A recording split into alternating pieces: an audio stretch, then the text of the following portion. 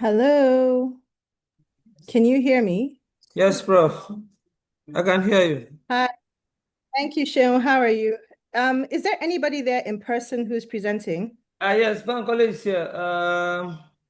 Bankole is here I in don't think person, Bankole, but there are three I don't think persons online Bankole is already. not. Okay, Bankole is not on this panel. Yes, okay. 1 second, please.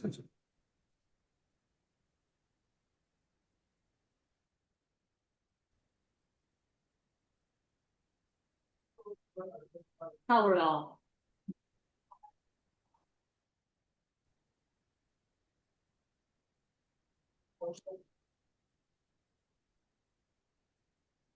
Power on. Okay. Can you guys hear me now? Enter Bluetooth. Eniola, can you hear me? Olamide, can you hear me? Yes, Yes, I can hear you now. Okay, excellent. Chinelo, can you hear me? Are you there? Yes, I'm here. I can hear you guys All right. loud and Awesome. clear. Excellent. So we're going to go in the order that is in the panel. There are four of us presenting and we have 90 minutes. Connection So if succeeded. Enter Bluetooth. oh, hold on a second. Try it means one thing. Maybe she come in. okay, 1 second. I think they're sorting something out in the room in Lagos. So just give us a second. Or give them Yes, a please. Just a second. moment. We're coming. Okay, no problem. We're still waiting for one person.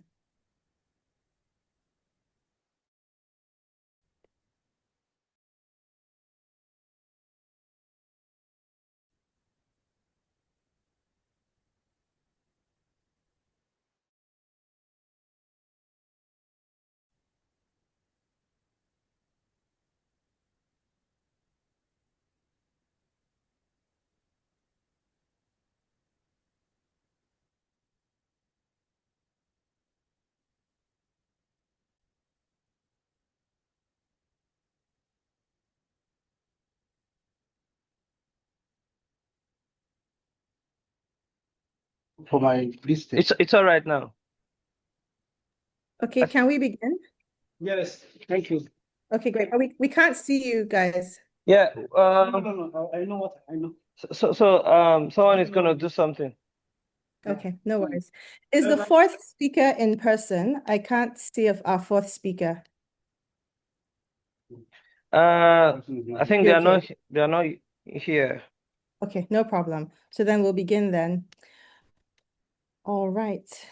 So we're just going to start. All right. Good evening, everyone. At least good evening, Lagos time. Thank you for attending our panel today. This panel is one of the Of Streets and Streeters panels that was put together by Bankole Wright from Florida International University. So I believe that this is part one of this series, Of Streets and Streeters, Bodies, Expressions, and Identities of African Urban Space. Today, we're going to have about 3 speakers. I will introduce each of you before you speak. I don't know if you can see the timer, but I would say if you try to go, there's 3 of you, I would say about 18 minutes. I'll try not to interrupt you to the very end. I'll try to give you a 2-minute warning. Does anyone have slides to share? Are you going to be sharing your Yes, I screen? am. Yes, I'll be sharing a slide. Okay, so no worries. So we will, I believe you're first. So then let me introduce you and then we will begin. All right. Our first speaker today is Mistura Eniola Bello, who is a lecturer in the Department of History and Diplomatic Studies at Tai Solarin University of Education, Ogun State in Nigeria, and is also currently a doctoral student at Leipzig University in Germany. Her research explores the intersections of urban development, labor migration, and social history, with particular attention to the legacies of colonial and post-colonial governance in Nigeria and West Africa. Beyond academia, she's actively involved in advocacy for sustainable development and peace building. Her work aims to connect historical inquiry with present-day policy challenges, contributing to strategies that promote resilience, inclusive development, and community empowerment across African societies. So you have 18 minutes. Please go ahead. 18 minutes, right? Okay.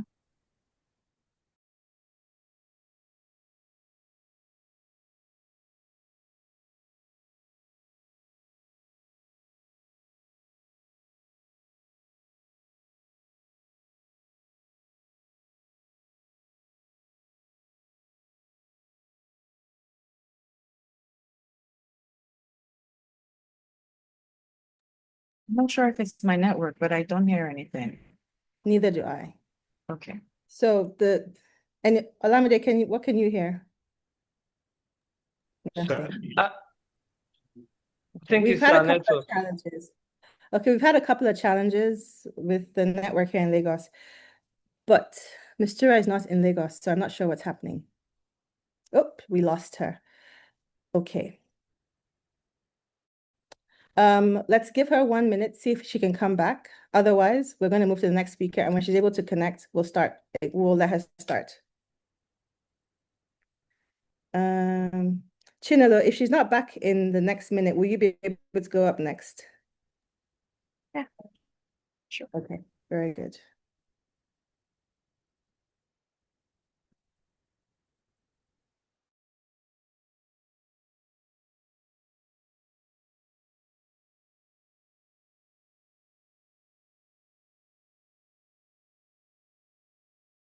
And if I say the name incorrectly, I'm sorry. Please correct me as we speak.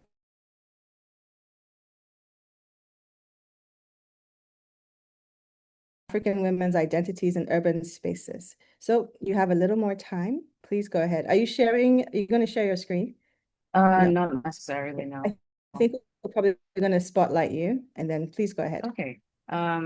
First of all, thank you everyone for being here. It's always nice to have people come listen to you talk about your ideas and the things you're working through. Otherwise, it doesn't really have much value. So even though I know everyone here is kind of presenting, but still, thank you for being here. Can you hear me okay? Perfect, thank you. All right, so my paper, which we just heard, is titled The Psychological Dimensions of African Women Identities in Urban Spaces, is actually it's still in progress. I haven't started it, I haven't finished it entirely, but I wrote an abridged version, a condensed version of like the work that I've done so far for this presentation. So I'm just gonna read the draft that I have. Okay, so the post-colonial African woman is rarely portrayed in literature as a subject with mental health struggles, let alone as one whose challenges are shaped by the shifting burdens of the colonial urban landscape. One can argue that perhaps one of the reasons for this underreading is due to the lack of the use of formal mental health services in marginalized communities, and there are a plethora of reasons for this lack of use, ranging from limited access to resources, certain cultural beliefs and negative stigma, and many others. But be that as it may, women in African communities do grapple with psychological challenges as their female subjectivity is often shaped through both trauma and transformation that are born from speciality. So in The Joys of Motherhood, So Long a Letter, and Woman at Point Zero, the protagonist navigates urban spaces, Lagos, Dakar, and Cairo respectively, that function not merely as settings, but as psychological terrains shaped by the intersecting forces of colonial legacies, patriarchy, and socioeconomic displacement. So drawing on psychoanalytic theory, particularly the notions of alienation and fractured identity, alongside intersectional feminism, one sees how these women's internal struggles are intricately tied to the spatial and ideological violence of their environments. So this study is relevant because while existing scholarship frequently examines the origins and nuances of common struggles, particularly Western, male, ableist-centered ones, or highlights the creative and resilient ways in which individuals navigate and overcome them, there remains a dearth of critical inquiry on the consequences of Africa's evolving culture scapes on the psyche of the Black woman in African literature. Therefore, this study seeks to address that gap, bringing to light not only the mental health dimensions of African women's lived experiences, but specifically connecting those experiences to African cities and highlighting how they function as both liberating and oppressive spaces. To begin, it is important to briefly foreground some of the theoretical framework grounding an analysis of this sort. It is perhaps impossible to mention the psychoanalytical theory without mentioning Sigmund Freud, irrespective of how limiting and limited his work/perspective was. He is, however, considered the father of psychoanalysis, as he was the first scholar to map an effective theory for studying the implicit or often unacknowledged dimensions of cultural productions. Because impact sometimes lies beneath the surface, Freud's theory is invaluable for probing and articulating the influence of the unspoken. And in his work, he introduced numerous key concepts such as repression, psychic determinism, the Oedipus complex, and a host of others, which all offer insights into how individuals navigate their desires, anxieties, and identities. Nevertheless, Freud's work over time has been found to be rooted in hegemonic Western social patterns and on the basis of its difference from others. So in writing about this, Relani Gridwell notes that one of the most striking ways Freud does this is through his use of, and I quote, metaphors and analogies that place neurotic individuals, children, women, and primitive peoples in close relation to each other, end quotes. Such a perspective reinforces a framework that conflates disparate groups, contributing to cultural hierarchies and perpetuating reductive and often colonialist interpretations. Therefore, before delving into the analysis of these novels, allow me to briefly engage with a few of the seminal texts and scholars whose critical interventions in classical frameworks, particularly in the intersection of psychoanalysis and Black thoughts, have carved pathways for studies like this, illuminating the complexities and limitations of applying Western psychoanalytic theories to Black experiences. First on that list is perhaps Frantz Fanon's Black Skins, White Marks, which has been credited as one of the foundational texts that explores the interrelation of psychoanalysis and postcolonialism, and over the years has been considered as less of an endorsement of Western psychoanalytical theories and methods, and more of an exposition of its inadequacies, particularly for exploring Black experiences. But even Fanon's engagement with psychoanalysis is equally limited, as it focuses primarily on the Black man, with the Black woman and her experiences being vastly absent or considered secondary. I believe that for the psychoanalytic theory to be comprehensive and continue to remain relevant, it cannot continue to be detached from the various facets of human existence, such as numerous historical contexts, as well as the political and economic implications of the physical spaces in which these distinctions arise. That is why in studying specifically the Black woman's interiority, there is a need to pair the traditional psychoanalytic framework with another necessary and appropriate framework, such as Kimberly Crenshaw's intersectionality. So intersectional thinking in psychoanalysis allows for a nuanced, multidimensional approach to analyzing experience, one that avoids prioritizing one aspect of existence over another. So it resists valuing like fantasy over reality, interiority over external environment, or the psychological and interpersonal over the social and cultural. Instead, it embraces a holistic view that recognizes the interplay of all these elements. So this perspective is vital for not only centering a Black feminist approach to the unconscious, but also for positioning the Black woman's lived experience as a lens into the broader cultural psyche. That is why the study chooses to do what Crenshaw coined as, and I quote, demarginalizing the intersection, end quotes, by deliberately centering the experiences of female characters in literature by African women writers.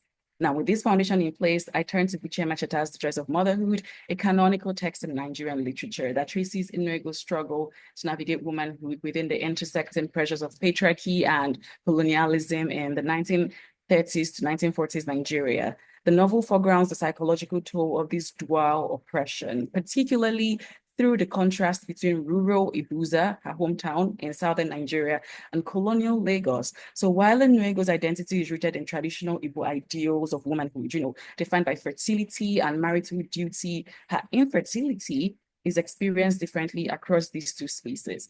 In Ibuza, though childlessness is a deeply stigmatized condition, Inuego retains a sense of communal belonging that mitigates her suffering, at least to an extent, right? So she finds solace in her father Abadi's home, where he reassures her, and I quote, "Don't worry, daughter. If you find life unbearable, you can always come here to live. You are so thin and juiceless. Don't you eat enough?" End quotes. Even her husband's second wife extends solidarity to her by allowing her to help care for her own child, affirming her place within the household, right? But by contrast, in Lagos, Lagos offers no such communal refuge. It is a colonial city that isolates, individualizes, and intensifies her struggle, exposing the harsh psychological consequences of urban displacement for the African woman.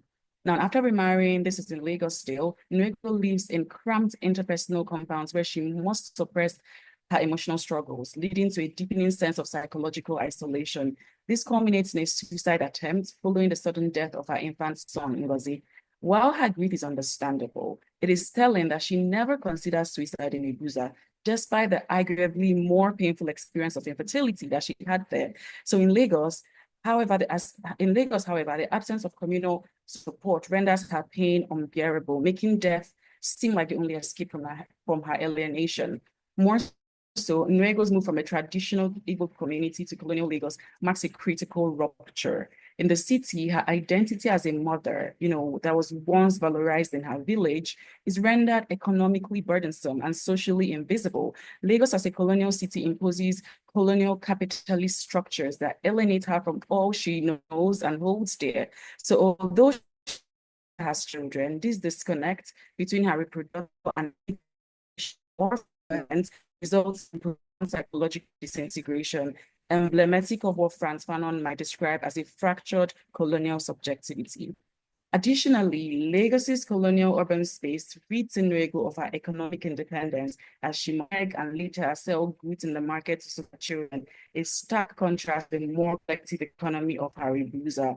This economic burden fractures her maternal identity as she becomes a mother in function, but not in dignity or fulfillment.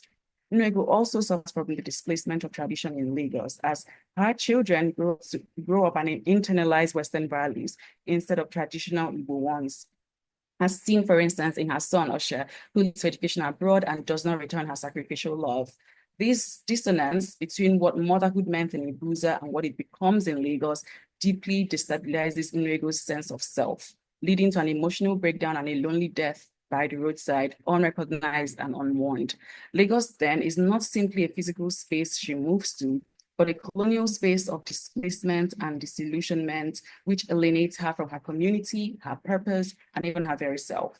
This tension is equally echoed in So Long a Letter by Mariam Abba, where Ramatulaye's introspection unfolds within the domestic and urban landscape of post-colonial Dakar. So they just recently got their independence from the French colonialists at the time, a space that both liberates and confines. Dakar in this setting, in this novel, is functioning as a space that both liberates and confines. So the letter form itself becomes a spatial metaphor, an intimate interior set against the public rupture of her husband's polygamy. Dakar, as both witness and agent of her alienation, promotes women's education and independence while upholding the deeply entrenched gender norms. Ramatulaye's psychological struggle lies in navigating this tension between modernity and tradition, public and private selves. So for her, Western education is a symbol of empowerment, both for her and her best friend Aisatu. It grants them intellectual autonomy, but it also estranges them from traditional roles. For instance, when their husbands take younger wives, that same education deepens their disillusionment, making it harder to reconcile with a reality that they might have more readily accepted in a traditional setting. Ramatulaye's despair is crystallized in her question, and I quote, "Was it madness, weakness, irresistible love? What inner confusion led Modufo to marry Bainatu?" End quote. Secondly, while Dakar is urban and relatively modern at the time this novel was written, its public spaces remain deeply gendered, reinforcing male dominance. Ramatulaye's identity as a professional woman is not only betrayed by her husband, but further diminished by society's expectation of silent endurance. During his burial, she notes, and I quote, "While the men in a long, irregular file of official and private cars accompany Modo to his last rest, my co-wife and myself are put inside a rough and ready tent made of a wrapper pulled taut above our heads," end quote. Despite her Western education and sophistication, Dakar, a post-independent city still grappling with colonial legacies, reduces her to her gender and subjects her to sexist traditions. She is physically separated from the men, placed beside a co-wife she resents, and symbolically humbled as both their hair is undone by other women. Furthermore, Dakar allows her both a level of interiority as well as some spatial constraints, as the majority of the novel is written from the private domestic space of her home. Therefore, her letter can be read as some sort of mental architecture, a refuge from a city that both liberates and betrays her. This spatial tension is reflective of her own internal conflicts. She is both agent and subject, educated yet constrained, modern yet culturally bound. Thus, Dakar reflects the psychic doubleness of the post-colonial African woman, torn between inherited tradition and the promise and peril of modernity. Now, the third and final text in this analysis is Nawal El-Sadawi's Woman at Point Zero. Here, Cairo, the capital of Egypt, functions as a city of institutionalized violence and oppression, as Ferdowsi's psychological fragmentation is inextricably linked to the spaces she inhabits. Her trajectory through Cairo's institutions, namely the school, the home, the brothel, and finally the prison, reveals a city structured by gendered violence and systemic exploitation. Now, I'll try to quickly run through how this happens in each of these spaces in the little time that I have left. Each of these locations represents and enforces a different layer of control over both her body and her psyche. For Firdaus, Cairo is not a space of liberation, but one of commutative trauma. Yet in claiming her narrative from within the prison self, Firdaus reclaims subjectivity through refusal. But before she gets all the way to the prison, how does her psychological fragmentation happen in the family home? Her uncle's house was the site of her first trauma, as she was not only sexually abused, but also betrayed within a patriarchal family unit. She is raped repeatedly, but is unable to confide in anyone. So the home, which is traditionally a space of nurture, becomes a space of control and silencing for her. Next is the school. And while her brief period of education provides a glimpse of autonomy, it is ultimately co-opted by social structures that view her body as transactional. The patriarchal economy of the female body in Cairo means that Ferdowsi's education is not a path to true autonomy, but rather a means to increase her value on the marriage market. Ferdowsi herself reflects on this betrayal when she says, and I quote, "I had learned that a woman's life was always dominated by the men around her. I had not known that education could be a means of prostitution," end quote. Thus, her ultimate return to the streets reinforces that female education without systemic change offers no lasting emancipation, underscoring a key feminist and psychoanalytic critic. The school does not free Firdaus from being seen as a transactional body. It simply masks the commodification of women under the guise of progress. Thirdly, we have the brothel and the office, which are spaces where Ferdowsi's body is more overtly commodified. In the office, she earns less than her colleagues, but is still sexually harassed, whereas in the brothel, she ironically gains more control over both her income and appearance, yet both spaces are ultimately exploitative. The last space that we perhaps see this fragmentation in is the prison, but it happens more interestingly here.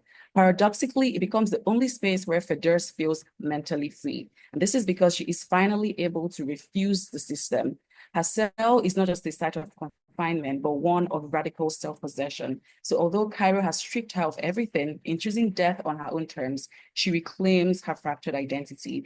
This radical transformation is born not of healing, but of resistance. Her alienation becomes the condition for a reassertion of agency, however fatal.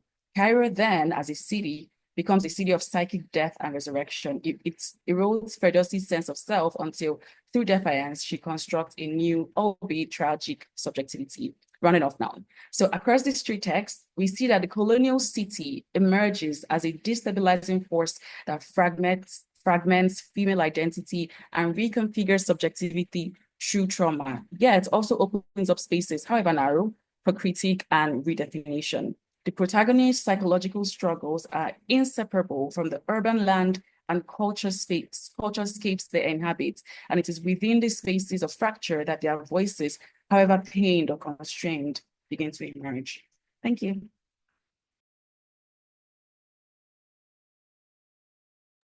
Thank you so much, Chinelo. And I will say I neglected to read your bio. I'll do that quickly. Chinelo Ene is a rising third-year PhD student in language, media, and culture at Florida State University's English department.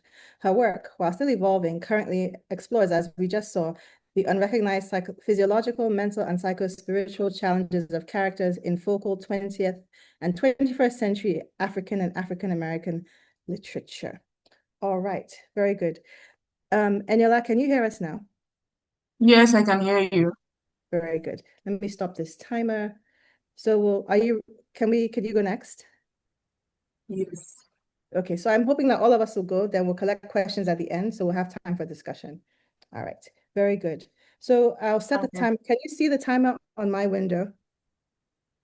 Do you see it now? Yes, I can. Okay, great. That way I won't have to interrupt you. Excellent. So please go ahead. Okay. All right. And my name is Mistura Bello. I'm from the Department of History and Diplomatic Studies. I'm a first year doctoral student at the Leipzig University, Germany. And I'll be speaking on the topic, it says street naming and ethnic enclaves in Lagos, identity, belonging, and the evolving narratives of urban space. So my research focuses on three questions, which is to know how street names reflect identity, power, and memory in Lagos, and also what role do ethnic enclaves play in shaping urban belongings, and how urban narratives rewritten through renaming practices. So I would like to give a historical background in the colonial and post-colonial Lagos.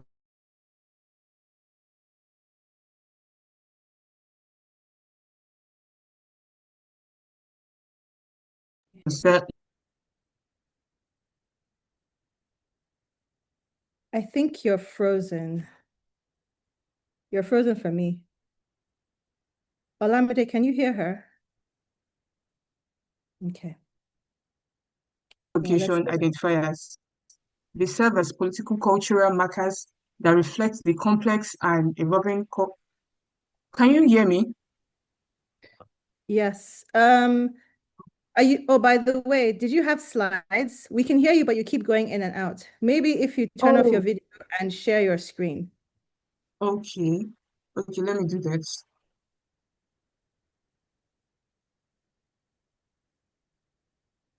And you have slides, don't you? Yes, I do. Okay, so can you try sharing your screen so we can see them? Okay.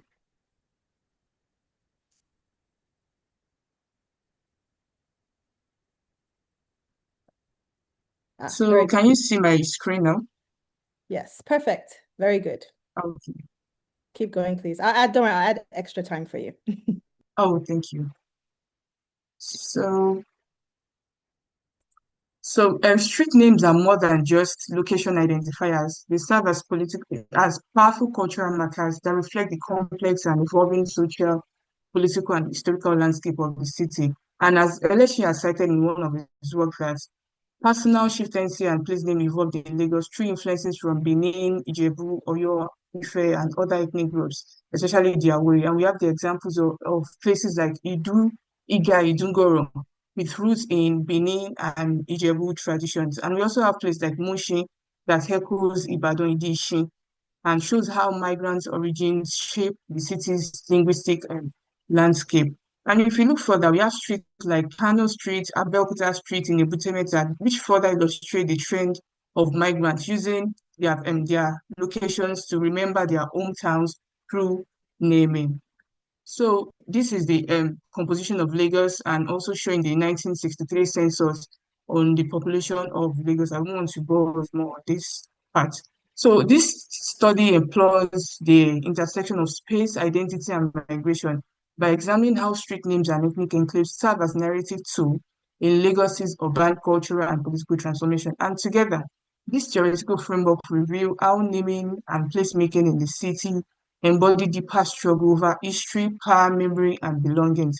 And this premise is the critical toponyms that explores how street naming is a political act used to assert power, construct memory, and claim space. And also the post-urban theory, post-colonial urban theory, which explores how Lagos landscape, which explores how urban landscape in Lagos are shaped by colonial legacies and post-independence struggle over identity and spaces. We also have the migration and identity formation, that migrant communities create ethnic enclaves where street names and spatial practices reflect cultural identity, belonging, and resistance.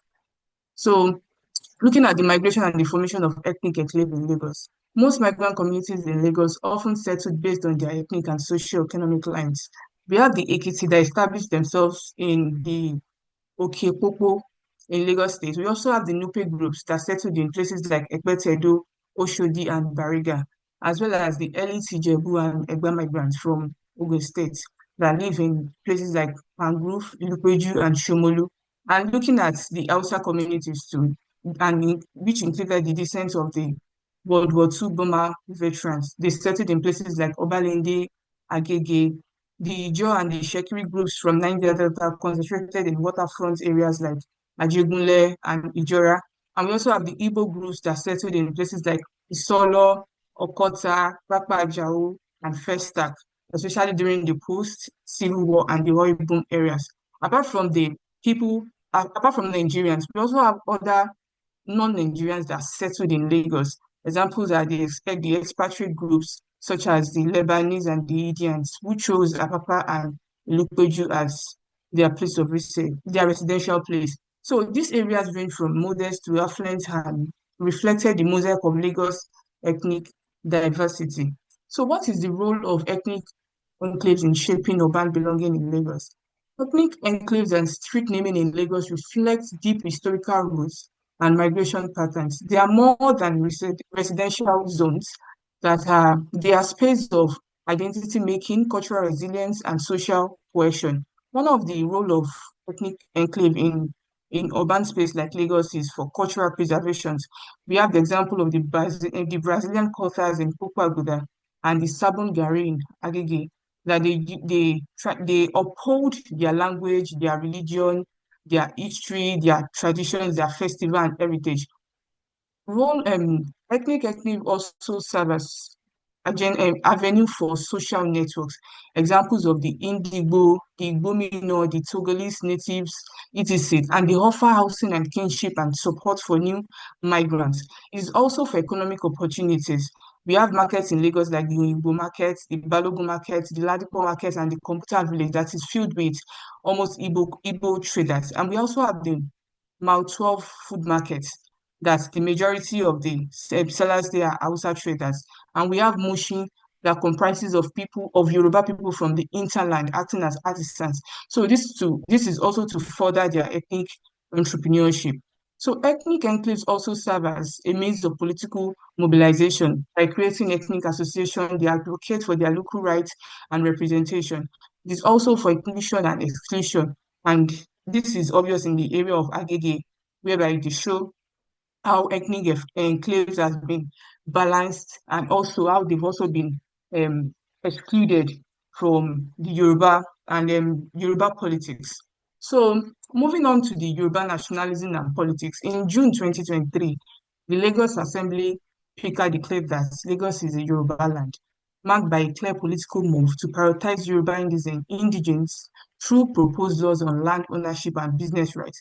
And this rhetoric reflects a broader effort to assert Yoruba identity and influence in Lagos's governance and public places.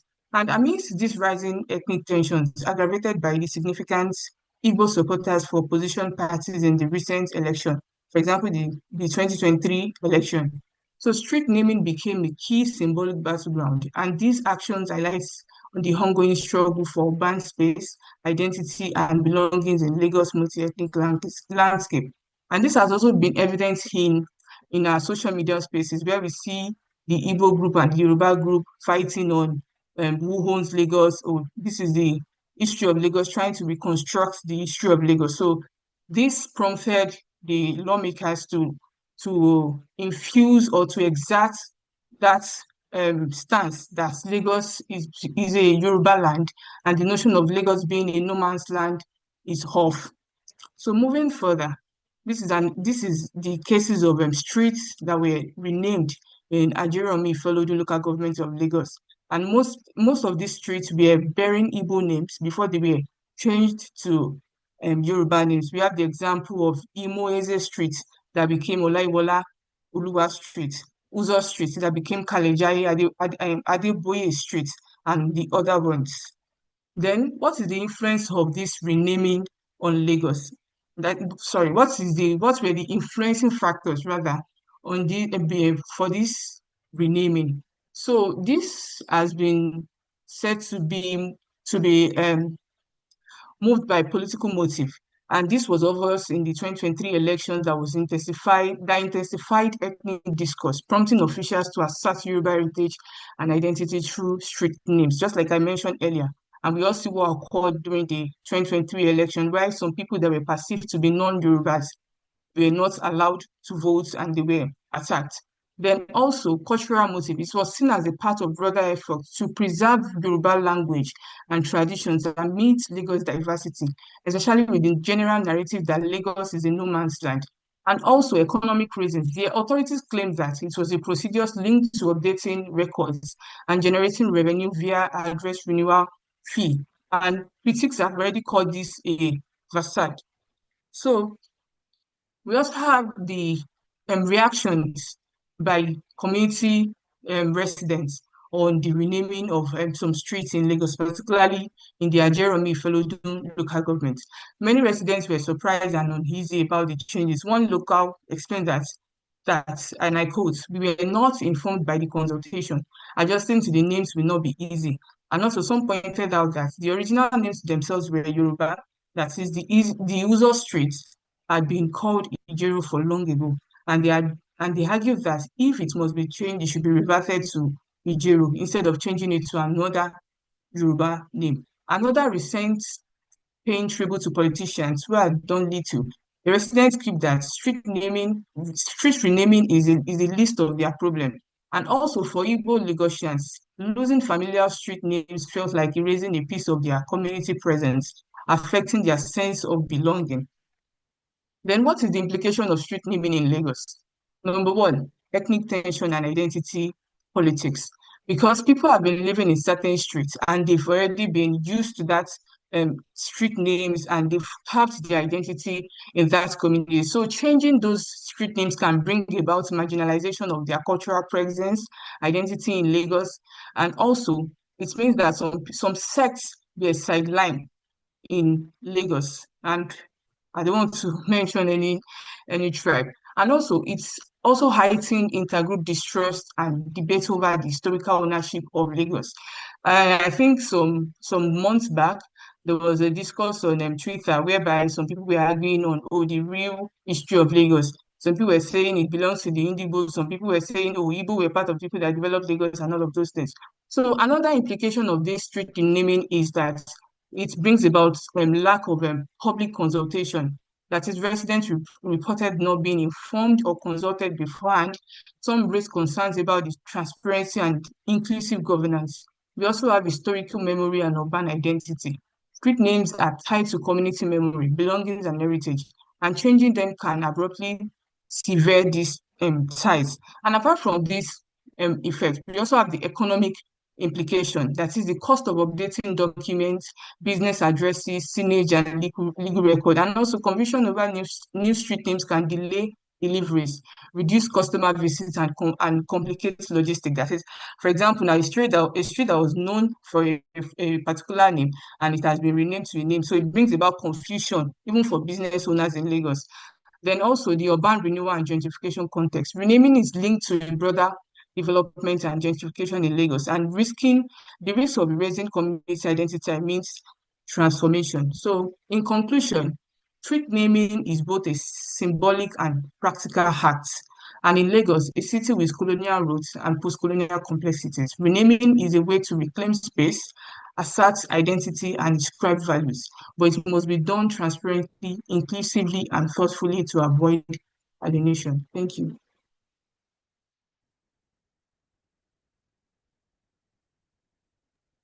Thank you so much, Mr. And thank you everyone for keeping to time. We'll have plenty of time for discussion and questions. So then our last speaker for our panel is Olamide Eniola. Wait, can you hear me? Yes. Okay. Give me a second. Our last speaker is Olamide Eniola, who is a doctoral candidate in linguistic anthropology at Tulane University. His research focuses on the ethnography of news production, particularly in the context of how narratives are structured. Audience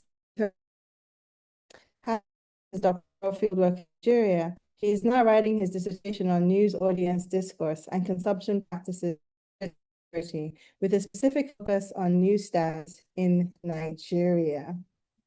Thank you, Ella. Do you have slides? Yeah, just Okay. to display my.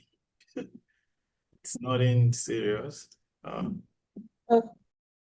Can okay. So can we're I take gonna some time? have another presenter now, and then you go after anyone.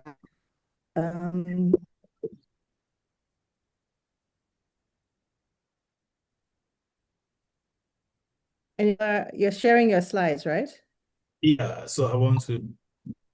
Oh, I think you're doubling the screen. When you click your app, make sure do you have your slides open? Yes, I do. Okay, so when you do the share, make sure you click on your slides. I think you're clicking on desktop. That's the problem. Click on the slides themselves. Okay. Okay. I'm happy to be on this smart panel again. My name is Olamide Eniola. So I'm presenting part of my dissertation, which is about audience reception practices about insecurity and terrorism news in Nigeria. And I like to start with a story about one of my ethnographic encounters on the field.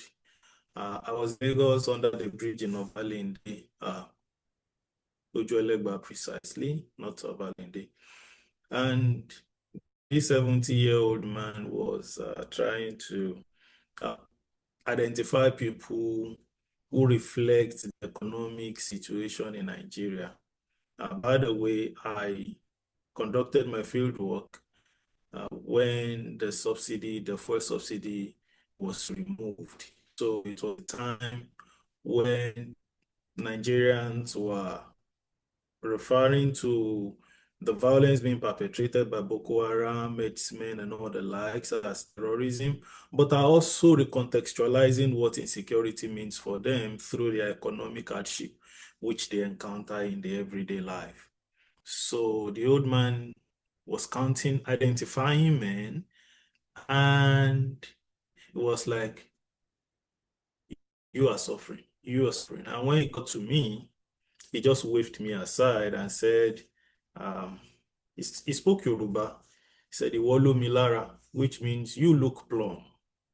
And by that singular act, he excluded me from people who reflect the economic hardship of Nigeria based on my body appearance and my bodily appearance. But that is not the height of the issue. I approached another woman in Ibadan.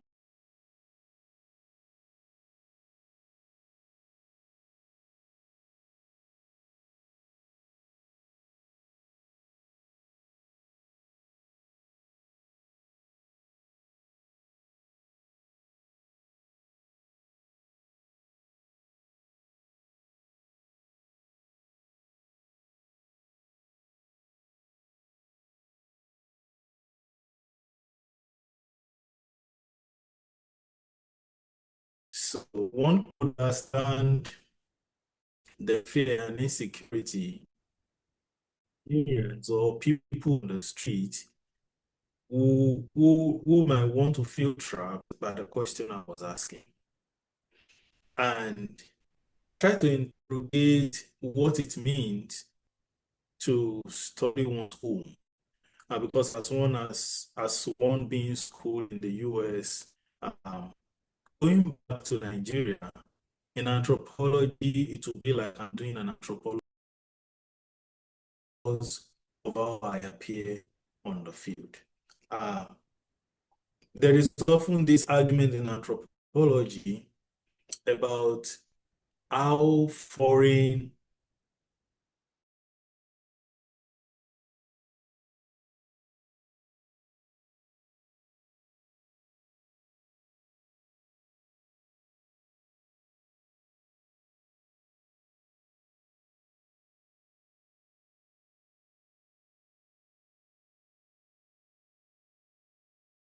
country.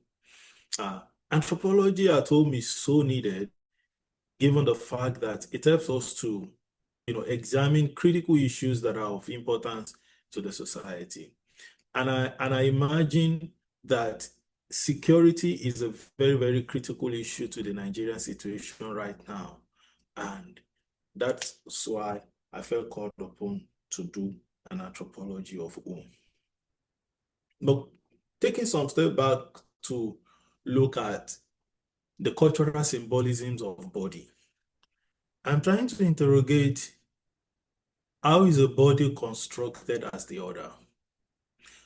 Bear in mind that these are people that I share the same lingua franca with, that I share ethnicity with. Although in Lagos, for instance, newsstands operate by national languages. Most of the newsstands, especially in Ujuelegba, there is this spot I normally study where on one side you only hear Igbo speakers and maybe Pidgin English.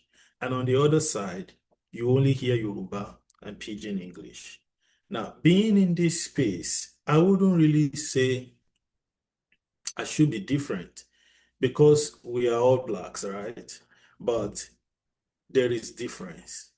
There is difference, as I said the other time, occasioned by my body, and there is difference because of the questions that I am asking, because of the issues that I'm interrogating, and because of the people that I'm studying. Now, so there are studies that have established that in Africa, broadly speaking,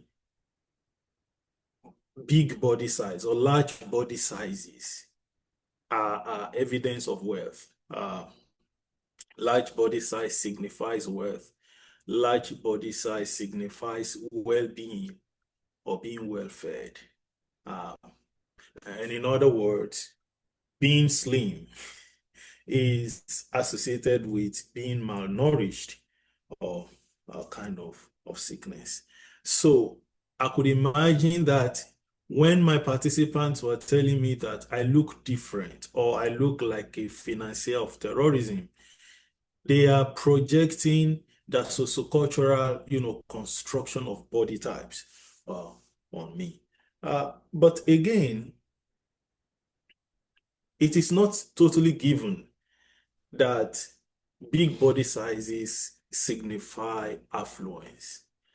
There are studies that have shown that sociocultural construction is changing, and that given the vast spreading effect of urbanization and modernization, big body size is now being adduced or connected to sicknesses. And again, I take a step back to compare my own construction of my own body with my participants' construction.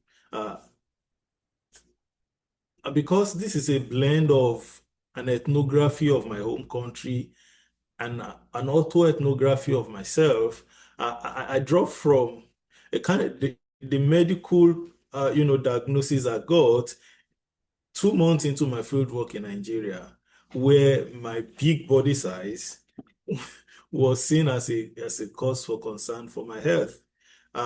So while I was seeing my big body as something to deal with, to make sure I reduce my fat and, tone down my body size, my participants see that as a sign of wellness. Now, how does an ethnographer's body, or how does when I'm talking about body, I'm talking about my body physically, but I'm also talking about what I embody, what I represent. And it makes me to think of newspaper stands as not just a place where people read news alone. I think bodies are legible. People can read body. People who read news also read bodies. They read body language. They read bodies, and they attach meanings to body images. And that is why I see newspaper as a socio-cultural and socio-conscious site in Nigerian cities. That even though newspaper stands are sited on the street, where there is noise, where there is chaos, where there is all kinds of disorganization. But again, I argue that enriching conversations go on at newsstands, which enables us to see and compare how citizens imagine insecurity, how citizens define insecurity in comparison to what the media renders. And this is why this is why I make such draw such implications. It's because going back on the conversation I had, the encounter I had with the woman in the market, she called my question stupid because apparently she felt I wanted to trap her, or she felt anybody who lives in Nigeria should know what the security situation is. So to her, I think I might have appeared as a government spy or someone, or probably a representative of the terrorist who is seeking to know what people really think about them. Give or take, my body structure and the questions I was set to ask on the field make me an outsider, make me someone who people do not want to talk to. And instead of getting what people have to say about insecurity in Nigeria, there is a pushback, there is a resistance.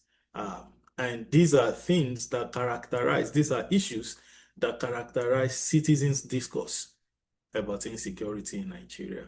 Resistance, not because people are necessarily speaking, but because they are offensive in the way they articulate issues about insecurity. Which makes anyone who inquires or who asks questions about such issue to be their enemy. I think those are the issues I'm trying to articulate when I titled my presentation Iwolu Milara.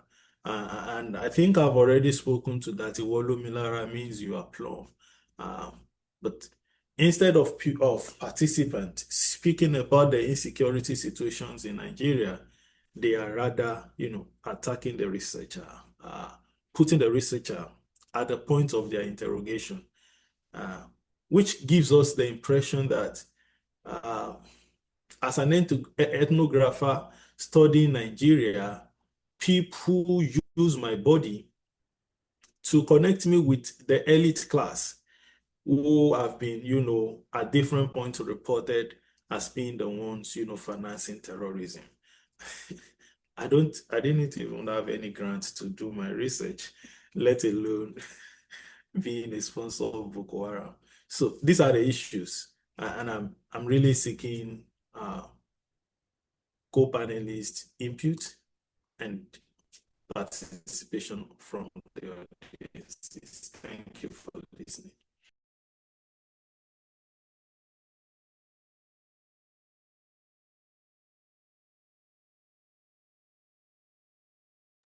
Apologies, I was muted. Thank you for sticking to time, Eniola. And our fourth panelist is here. Chijioke, can you present now? You'll have to unmute yourself at the very least.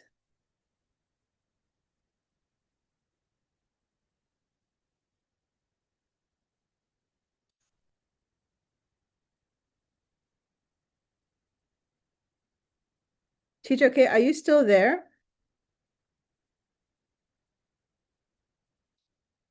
Okay, so we'll give him 30 seconds.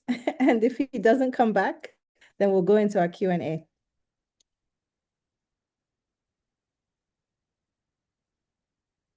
I will send him a message.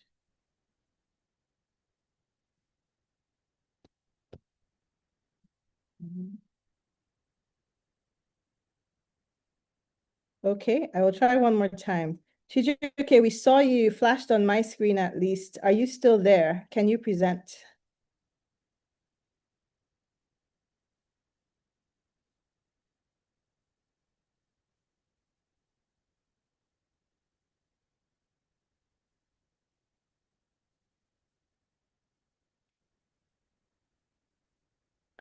All right, so we'll prepare ourselves if he suddenly comes up on screen, but we have quite a bit of time for our Q&A. If he pops back up, we'll let him, do his presentation.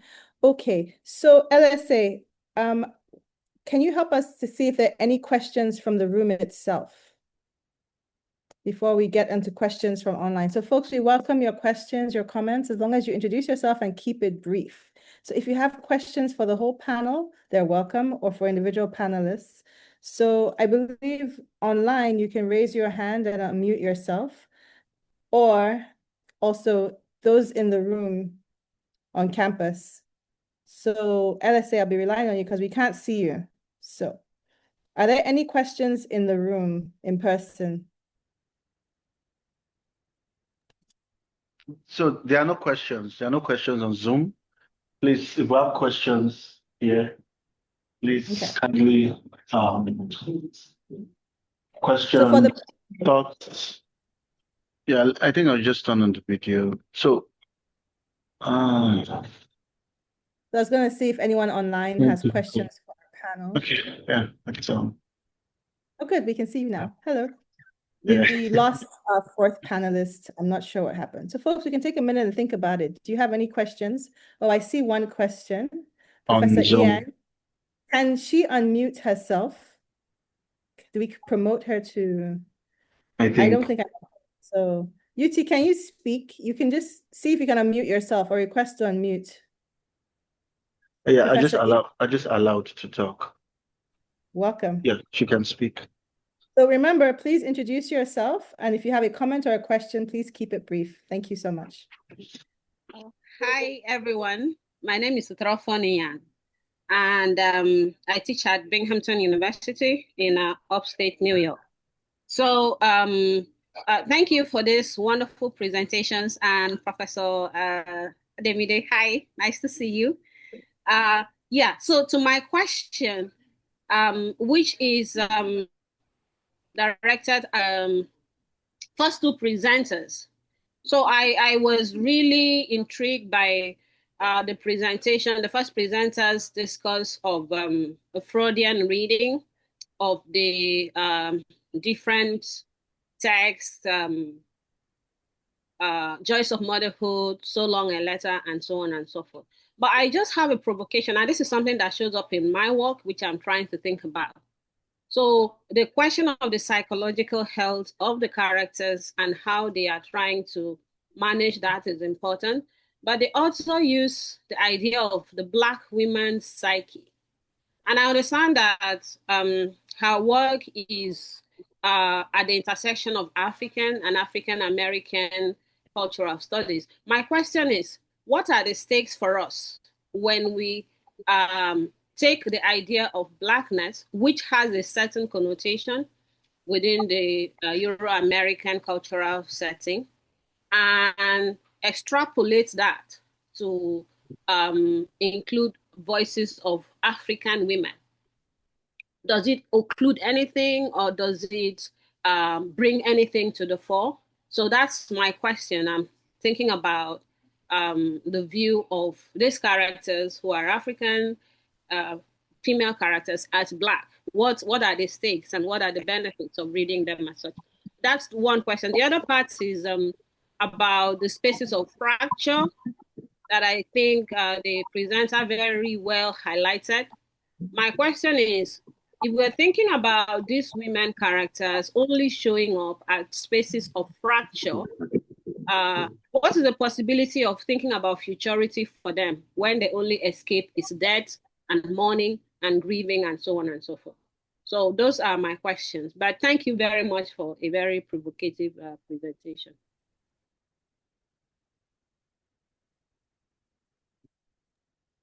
Thank you, Dr. Uti. I don't know, it's kind of rowdy where I am, but I hope you can still hear me properly. I didn't really get the second question, but I'll try to answer or address the first one. I believe the questions were for me, I think, right? Okay. Yes. Just confirming. Okay, thank you. If I heard you correctly, you were asking what the consequence of pairing the experiences of African women on the continent, especially regarding like their psyche with the experiences of Black women in other parts of the world. Is that correct? Yes, yes. Okay, thank you. So that's a question that I kind of anticipated would come. So thank you for asking that.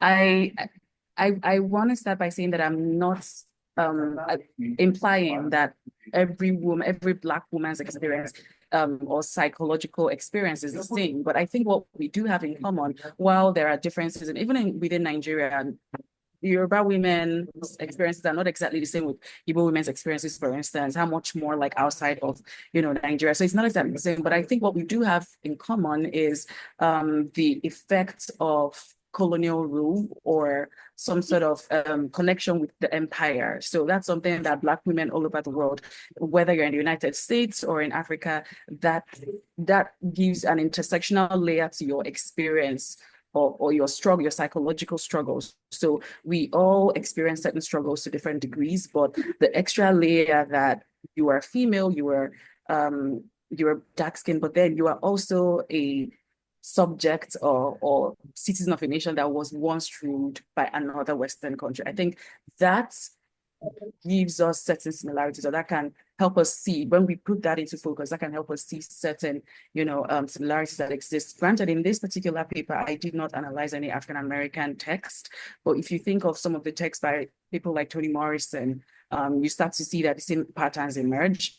These women, their psychological struggles or mental challenges can be tied or traced or connected to some of the physical spaces they embody. And those spaces are sometimes liberating, but also because they are women and because specifically they are Black women, it can also restrict them in particular ways. That's what I tried to do with African texts, but I didn't include African American texts in this one. But if you follow the same formula or pattern, you would see that the same thing happens for African American women. And I think the reason that you find it in both spaces is because we all have like similar historical background, which is colonial rule or maybe even slavery, which is still some sort of political and economic conquest by a superior, quote unquote, superior Western, hegemony or empire. Yeah. So, but that's my answer to the first. I don't know if I answered it correctly or properly, but that's what I can think of right now. Please, can you remind me of the second question?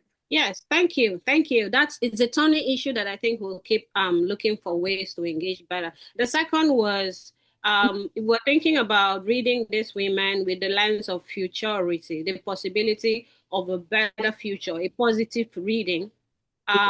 But the spaces that they come into view are spaces of death, grief, and mourning. You refer to them as spaces of fracture. What does that do to our attempts to have a positive futuristic? When I say futuristic, I mean imagining a better future or life free from these constraints. So if they come into being, if they show up in these spaces of fracture and death, how does that impact our attempts to read them in a more holistic way? That was my second question. And I don't know what you would think of Mariam Abbas' use of the morning math, for example. What happens there? Does that space push back against all the other limitations that the wider Ghanaian society imposes on the female character? I was just curious to hear what you think about that, but thank you. Thank you. It's a very thought-provoking question. Let's see. I think the fracture does happen when, they experience like loss or death and or some sort of fragmentation, either bodily or even mentally.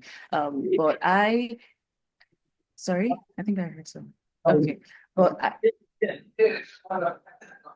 okay, it's from. But I think that the way that we can use that reading to imagine a more pure, positive future space or future for African women is by ensuring that even if like like I said, when I started my paper, I said that mental health is something that is just recently getting awareness or we're getting awareness of in Black spaces. So we have limited resources. There's even some sort of stigma that is still attached to it. So I think maybe one of the ways you can start is by recognizing that there's some sort of struggle going on, there's some sort of fragmentation going on, and then provide these female characters in future instances with the right to support that they need so that that absolute or definite fragmentation does not have to happen, if that makes sense. So like in the case of like death or even like insanity or suicide, doesn't have to get to that. But it's because we don't recognize that there's a problem, especially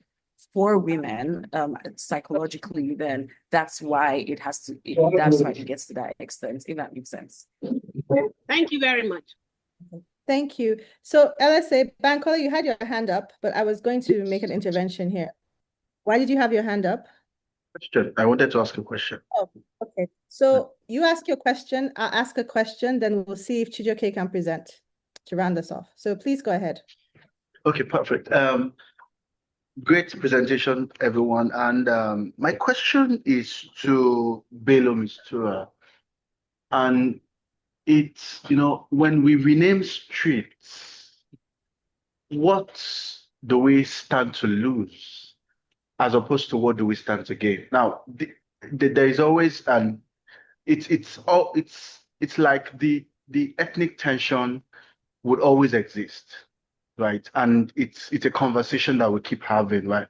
But I'm curious as to naming and renaming. When we rename street, what do we stand to lose as opposed to what do we stand to gain? Because I'm thinking historically now, because I think that the names streets have are very vital to its history, and they help us to understand even what we have in contemporary times. So I'm just trying to understand that kinds of complexities. Thank you. And then Okay. to wrap it up, one more question for the whole panel. So I was, in listening to you both, something that came up quite frequently in all of you speaking is this idea of navigating what is private and what is public, especially in your work and your that you yourself as a researcher become part of this kind of public, part of the public analysis. And I wonder if you can speak to how you navigate this, what is the public transcript, what is the sort of private transcript, and the way you navigate and craft your questions. So Mr. Ray, look like you're about to go first. So please. Okay. To answer Bright's question on what do we stand to lose what do we stand to gain when we rename streets? I think there are a lot of things to lose when we rename streets. Apart from the ethnic tension and the identity politics, I think it also has some economic burdens. It puts economic burdens on the people. For example, now, let's say I'm a dispatch rider and on my head, I already know that this particular street carries this name, then I'm not probably aware of the new change, and I'm trying to locate the new address, then becomes confusing. And also, even for business owners, they need to update their documents, they need to update their business addresses, they need to update their synergies, they need to update their legal records, and this brings like a financial burden on the people, apart from the ethnic tensions, which we know that is like mostly going to spring up as a result of the renaming. And also, street renaming can change the memories of the people. That is, it can make them have like a change. It can remove that sense of belonging, sense of identity, and even sense of heritage. Imagine just waking up in a day and realizing that where you used to stay, and where you stay rather, has been renamed. And the name might have carried like a probably importance or meanings for you, and changing it without consultation, without any form of inclusiveness by the government, it kind of affects the citizens that stay in that name. So I don't know if I answer your question. Yeah, thank you. Okay. Yeah. All right. So one thing you can give it to Nigerian citizen agencies, broadly speaking, they are very inquisitive. I mean, I was studying insecurity, and someone would be like, "So where are you from? Are you a DSS? Are you an SSS?" I was saying I'm a student. So which school?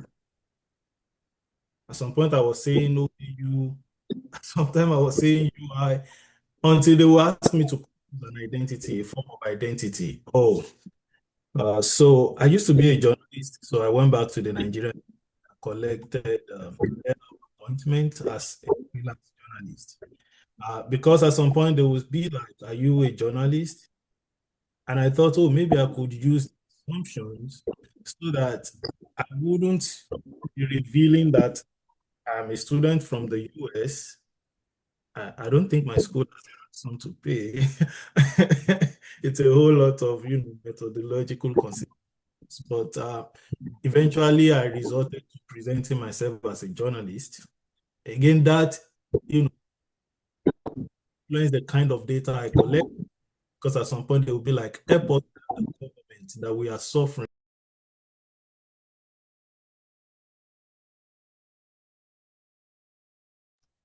Okay, yeah. So those are ways that I navigated the public and the private identity. Thank you so much. Chijioke, are you able to speak now? Yeah. Okay, welcome. Great to have you. I can hear you. We have about 10 or 12 minutes. Can you do your presentation in that time? Yeah, I will just try as much as possible to summarize. Right. My initial title was the special production of music and spirituality in a West African city, a cultural urban history of Aba in post-colonial Nigeria, 1974 to 2024. But I'm adjusting it a bit to the special production of music, spirituality, and healing effects in the West African city of Aba, a case study of two gospel artists. So, my outline, I have an outline of what am I talking about, who am I talking about, why and how. And then I have the historical background and the statement of my argument, and I talk about the gospel artists and they comment on the speciality of the city of Aba and conclusion. So what my paper does is to examine the emergence and the establishment and reputation of West African city of Aba as an important center of commercial music production and its associated claim of urban spirituality and healing through music evangelism. The two people that I'm focusing on, the two gospel artists that I'm focusing on are the premier gospel artists in Nigeria and in Western region or in Igbo area of Nigeria, which is who are Lazarus Chukwuma and Kachinwa Bara. So my question is, or my questions are, why did ABBA attract musicians to it? And what historical processes made the city of ABBA an enduring cultural space that produced music, spirituality, and healing in a post-war and post-colonial era? And how were musical talents and creativity mobilized in shaping, defining, and configuring the speciality and spirituality in quotes of Aba, of the city of Aba?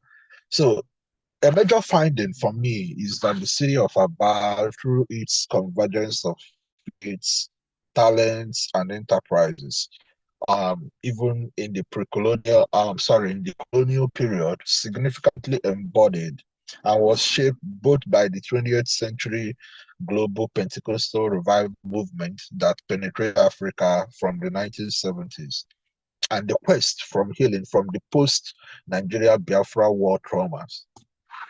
So I try to do this research using doing digital archival research, oral interviews, and then getting opinions and requests from social media and other secondary sources. The significance of of this paper, this research, is that nothing has been written subject so far. So this is, most likely the first time someone is trying to weigh in on how spirituality and the music and healing intersected in the city of Aba, looking at that place as an urban space. So, pre-colonially, Aba, was not a city like you would have of Ibadan, in the Yoruba area. The Igbo did not evolve city-states like the Yoruba did, because they ran mostly a democratic society. So there was no concept of people living living in clusters in a particular environment whereby you could describe that place as a city or as an urban area. So Aba was mostly a market center, that was drawing different people together, both Igbo and non-Igbo, for trading in both local and European items, because Aba is also like a border town, and has some access to water bodies. Um, the water bodies I'm talking about are the Imo and Aba rivers that emptied also into the Atlantic Ocean, and which have access to the inflows and traffics of either slaves and then other commodities pre-colonial. So the colonial Aba was actually purchased, in terms of making it a township in quotes. The colonials made it a township in 1921, and Aba attracted various denominations of Christianity, unlike Onitsha, for example, that had mostly the Orthodox religion of Orthodox Christianity denominations of the Catholic and the CMS. So Aba attracted mostly Protestant churches, and then African instituted churches that arrived, and there was a cluster and also a competition among these people. And then Aba has a geographical advantage of a flat land. I think mostly the it had the most stable lands, like I saw in the archival research that I did, amongst all other towns in the eastern region at the time.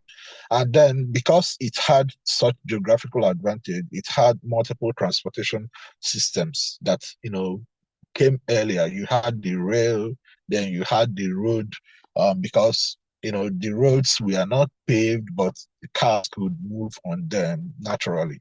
So Aba, attracted some sort of transportation economic boom that also helped in booming other businesses.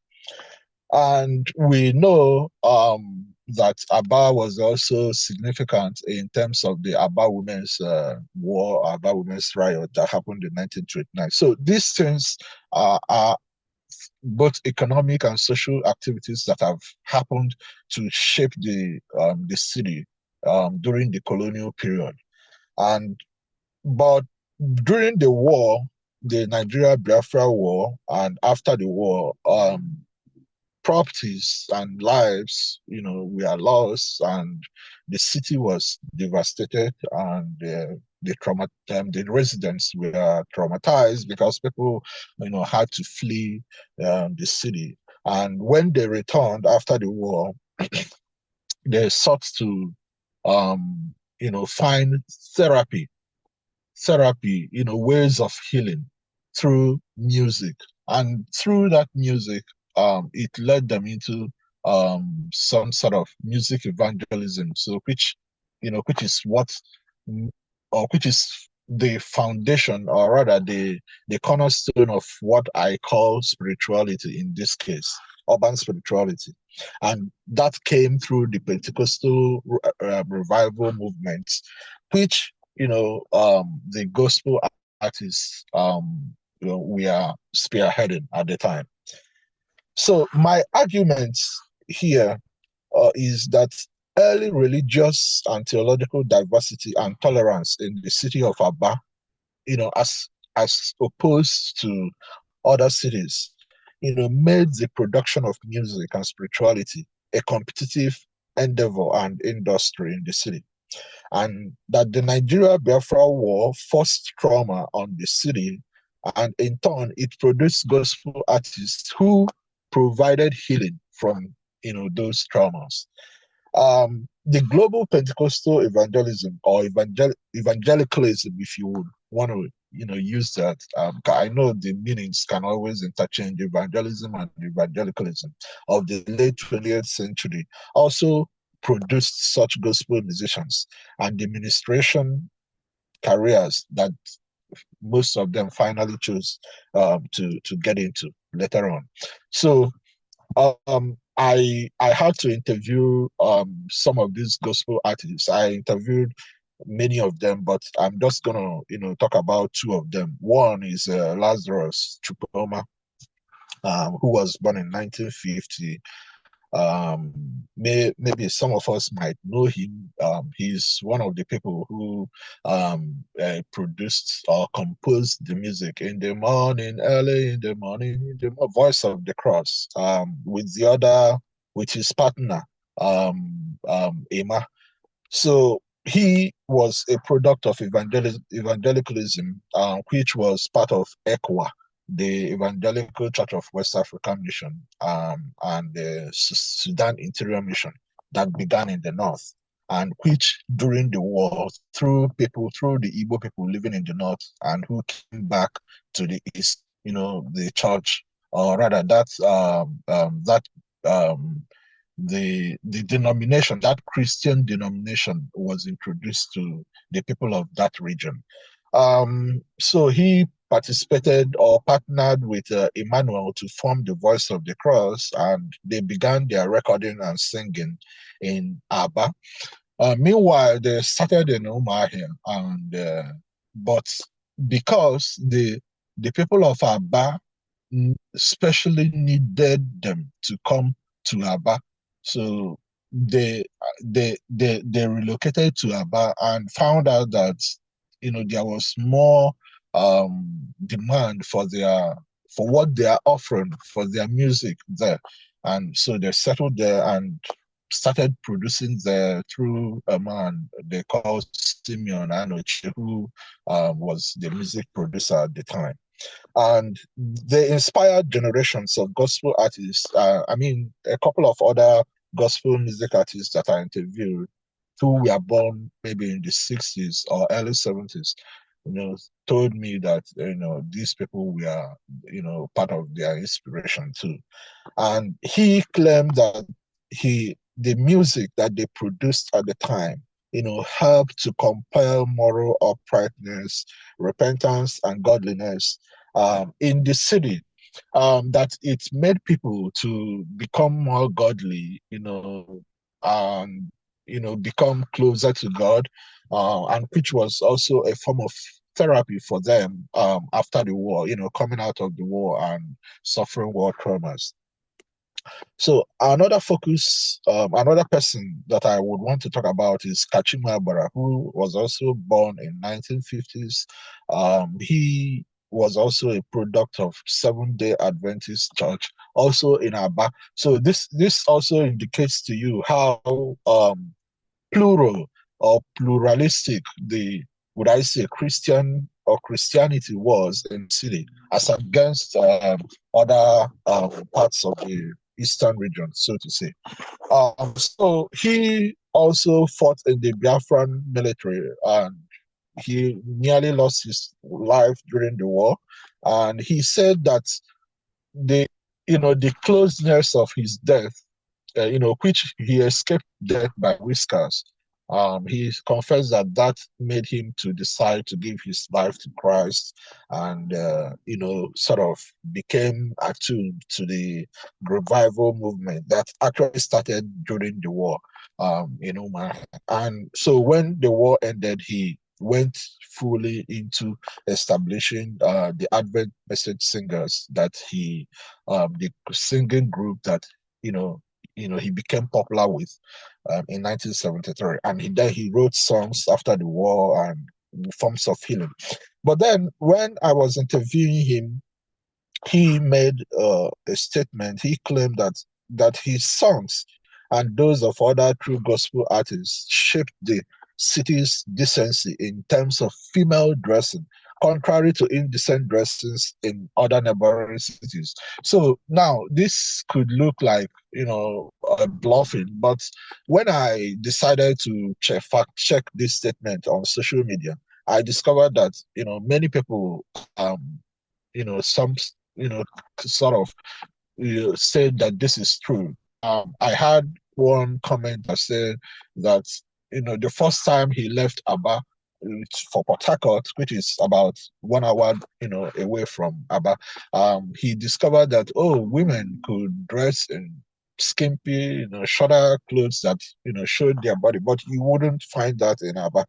So it's this also is sort of interesting and curious at the same time how these gospel musicians we are emphatically talking about female dressing indecency in their music, and that's how that shaped the morality, if you would want to use that term, in the city. So which comes under the spirituality of the city, because it has to do with how people relate to theological messages that they hear, how they relate to things that they find moral or immoral, and so on and so forth. And I mean, Right, we have 2 more minutes, so can you wrap up in 1 minute? yeah, sure. So, if I would conclude, my arguments are that the Aba people who confessed, to these things, or who sort of validated the statements of these gospel music artists, and the things that they were trying to preach through their music, are evidence of the city's embodiment of the the gospel music evangelism that these artists we are practicing in this city. And that was also a way of constructing the city, or a city speciality, according to their own if I should use whims, or if I should say practices. So, in conclusion, I would say that Aba was made and shaped by both pre-colonial, colonial, and post-colonial historical processes bordering on trade, politics, economics, geography, culture, war, Christianity, Pentecostalism, evangelicalism, and human diversity. So, as a result, it became a space where music, spirituality, and healing were markedly produced and disseminated from. So a major argument for me, like I said in the beginning, was that through the convergence of faiths, talents, and enterprises, as we know, Aba is, one of those urban spaces in Nigeria where the enterprises are, very well evident, significantly embodied and was shaped by both the 20th century global Pentecostal movement that penetrated Africa from the 1970s, the quest for healing from the post-Nigeria Biafra war traumas. Thank you. Thank you so much. Okay, so we have 1 more minute. So I want to use this time to thank all of the presenters for their really interesting work. We will continue to look out for your work. Thank you for everyone who attended our panel. I wanted to let you know that even though we've run out of time now, of course, you can reach out to everybody on the panel. The information is on there. And I also wanted to point out that this is the first of 3 panels of streets and streeters. The next panel will be tomorrow at 12:45 p.m. This is session 11L. And the third panel of streets and streeters will be on Saturday at 9:15 a.m. Thank you all for joining us today, and enjoy the rest of the conference. Goodbye. Thank you. Thank you very much, Professor Ademide. Thank you so much for sharing this. Thank you. Of course. For always answering whenever I call. Thank you. Thank you. I'm so grateful. I realized we didn't let you speak, but next panel. No, it's fine. I'm so satisfied with that. Thank you. Very good. All right. Thank you, everybody. Have a great evening, morning, the rest of your day. And thank you all.